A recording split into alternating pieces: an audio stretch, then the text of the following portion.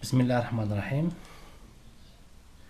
Bon, après avoir réalisé le système qui permet d'incrémenter de 0 jusqu'à 9999 à l'aide d'un afficheur 7 segments à x4,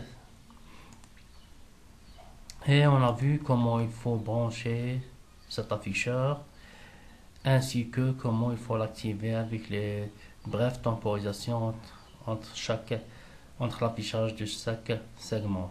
Maintenant, on va voir la simulation de ce système sur Proteus. Donc, pour le faire, j'ai préparé un afficheur 7 segments x4 ici, un microcontrôleur similaire à celui qu'on a utilisé dans Flowcode, qui est le 16F877A.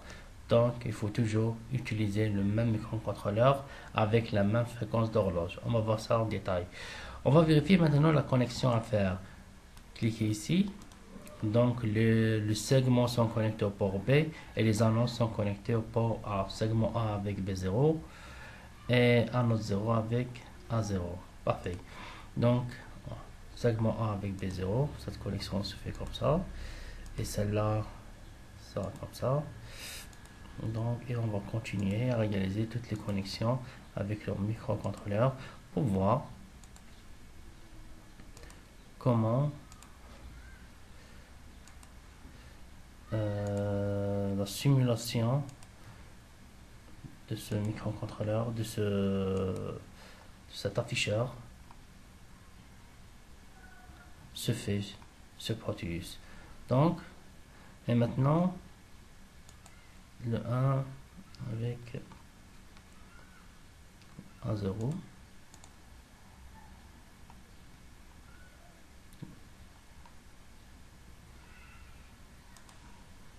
Le 2 avec... Bon, on va commencer par le 4, c'est mieux. Bon, le 4 avec...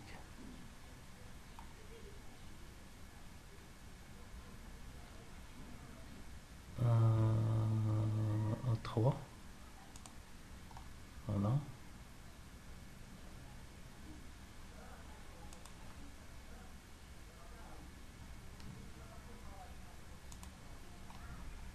Deux.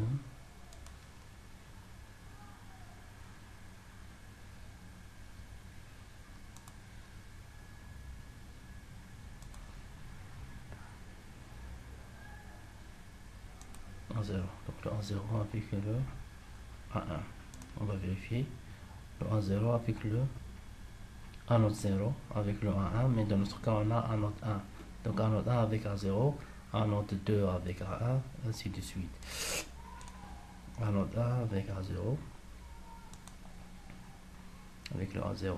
Parfait. La connexion de notre afficheur 7 segments est bien reliée à notre microcontrôleur. Maintenant, on va compiler Flowcode pour obtenir le fichier hexadécimal. Il suffit de cliquer ici. On va l'enregistrer. Je vais l'appeler 7 segments. OK. Le logiciel commence ses compilations.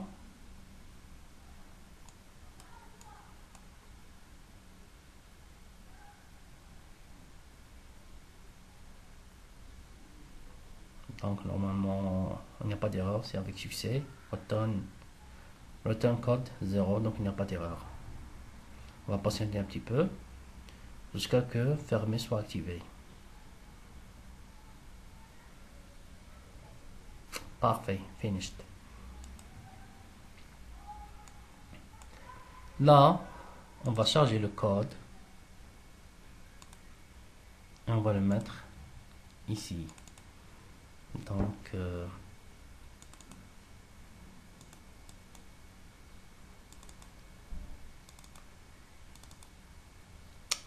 voilà. 7 segments, c'est le fichier hexadécimal qu'on a généré maintenant. Ouvrir. Et notre remarque à faire, c'est mettre la même fréquence d'horloge. Comment obtenir la fréquence d'horloge qu'on a utilisée sur Flowcode? Elle se trouve ici. Option projet. Et c'est 20 mégas, presque 20 mégas. Donc, vous pouvez faire copier-coller si vous voulez. Ok. Ok. On va lancer la simulation pour voir le résultat.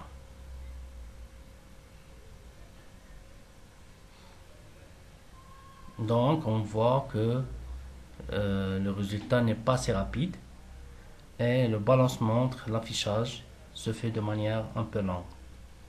Qu'est-ce qu'on va faire? On va changer notre code. 50 millisecondes, je vais la changer à 5, toute petite 5 millisecondes. Comme ça, l'affichage sera ultra rapide et on peut rien observer pendant l'affichage que des chiffres qui incrémentent. Compiler encore une fois.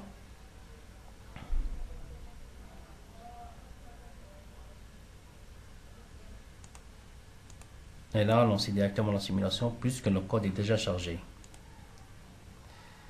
Voilà. Donc, maintenant il est très rapide, mais l'affichage ne se fait pas correctement. On va régler ça immédiatement. Qu'est-ce qu'il faut faire? Il faut cliquer à droite, aller au code utilisateur. Choisissez Show Digit. Après, cliquez sur Edit Code. Dans la ligne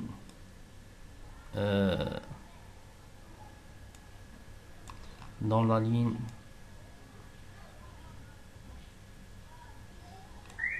75, activez la ligne 75 en supprimant les deux barres. Ok, tout simplement ça.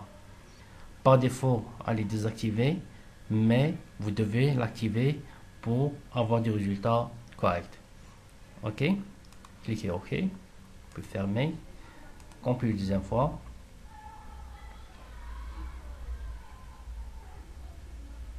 Fermé. On va simuler maintenant. Vous voyez? Donc, notre compteur, 7 segments x 4, s'affiche correctement. On a l'impression que les 4 segments sont vraiment fixes, alors qu'il y a un balancement entre eux très rapide qu'on ne peut pas l'apercevoir avec l'œil humain. J'espère que vous avez aimé la vidéo. On se revoit de la prochaine. Ciao.